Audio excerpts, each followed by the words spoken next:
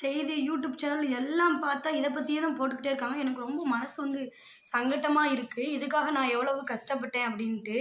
நான் வந்து 10வது வகுப்பு மட்டும் தான் படிச்சிருந்தேன். எனக்கு கல்யாணம்லாம் முடிஞ்சிருச்சு. கல்யாணம் முடிச்சுட்டு நான் 11த், 12த் படிக்கணும்னு ஆசைப்படுற டைம்ல என்ன ஆயிடுச்சு அப்படின்னா, 11த் வந்து பப்ளிக் எக்ஸாம் அப்படிங்கிறது ஒண்ண கொண்டுட்டு வந்துட்டாங்க. உடனே படிச்சே ஆகணும் அப்படின்ட்டு என் பெரியம்மாவே வந்து அப்போ பிறந்த டைம்ல ஐயோ படிக்கணும் படிக்கணும்னு நினச்சிட்டே இருந்தேன். அப்புறம் எப்படா 2 வயசு ஆகும் அப்படின்னு சொல்லிட்டு கொண்டாயி பால்வாடியிலையும் சேர்த்தாச்சு. சேர்த்துட்டு அந்தால புக்கெல்லாம் வாங்கி முட்டி முட்டி முட்டி முட்டி முட்டி முட்டி படிச்சாச்சு. ஏன்னு கேட்டீங்கன்னா நம்ம சமைக்கணும், பிள்ளைய பார்க்கணும், அந்தால நம்ம படிக்கிற ஒரு ஆசையும் இருந்துச்சு. அந்தால புக்கெல்லாம் வாங்கிட்டு வந்து படிச்சுட்டு இருக்கேன் மக்களே. சரின்ட்டு படித்தாச்சு. பாஸோ ஃபெயிலோ எழுதுவோன்னு சொல்லிட்டு போய் அப்ளைவும் பண்ணியாச்சு. பரீட்சையும் எழுதுறதுக்காக ஊர்லேருந்து போன பண்ணி எங்கள் அண்ணன் பொண்டாட்டிய வாபில் இந்த மாதிரி நான் பரீட்சை எழுதலாம்னு இருக்கேன், நீ வந்து தம்பியை பார்த்துக்கோ, தம்பி பால்வாடி போயிருக்கான், வந்த நேரம் மட்டும் பார்த்துக்கோ, எனக்கு பரீட்சை முடிஞ்சிடும், இருந்தாலும் வந்த டயத்தில் இல்லைன்னா வருத்தப்படுவான் அப்படின்னு சொல்லிட்டு எங்கள் அண்ணன் பொண்டாட்டி வர சொல்லியாச்சுப்பா. வந்து எங்கள் அண்ணன் முன்னாடி இருக்கவுல நானும் போய் பரீட்சையெல்லாம் எழுதுறேன்.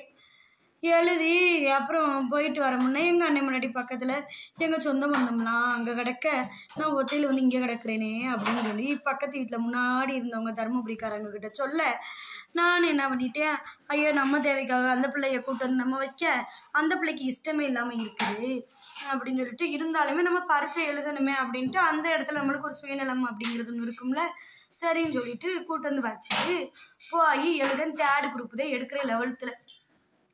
சரிண்டு அப்புறம் என்ன நடந்துச்சுன்னா 11th 12th சேர்த்து வச்சு அப்படியே 11th ஒரு பாடம் வெயிலானா 11th 12th சேர்த்து அப்ளை பண்ணி 11th 12th எழுதிக்கலாம்னு ஒன்று வர கொண்டுட்டு வந்துட்டாங்க.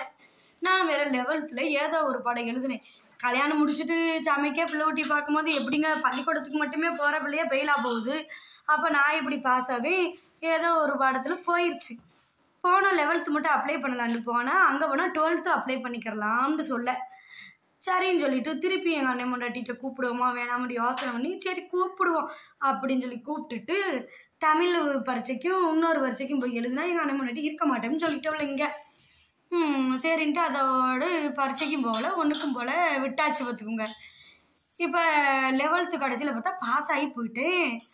பாஸ் ஆகிட்டு பார்த்தீங்கன்னாக்கும் நேற்று முந்தானத்துக்க செய்தியில் இதெல்லாம் போட்டிருப்பாங்க போல எனக்கு தெரியலை. நான் கன்னியாகுமரிக்காரங்க வந்து ஒரு யூடியூப் சேனலில் பார்ப்பேன். அவங்க சொன்னாங்க வீடியோ ஷார்ட்ஸில் 11th பரீட்சை இல்லைண்ட, பப்ளிக் இல்லைன்னு. நீ பப்ளிக் இல்லையா, நம்ம போய் கஷ்டப்பட்டுல எழுதணும், அது என்ன பப்ளிக் இல்லைங்கிறாங்க அப்படின்னு சொல்லிட்டு எனக்கு ஒரே யோசனை பார்த்துக்குங்க. அப்போ இதை எதில் பார்க்குறது அப்படின்னு தெரியாமல் நான் யூடியூப்பில் ஒவ்வொன்றா தேடி தேடி பார்க்கேன்.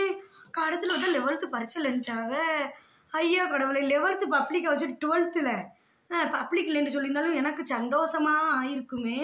இப்போ நம்ம 11th படித்து இப்போ அது வாசம் வரும் 12th இப்போ படிக்கணுமா அப்படின்ற மாதிரி கொஞ்சம் மனசு சங்கட்டமாகவே இருந்துச்சு எனக்கு.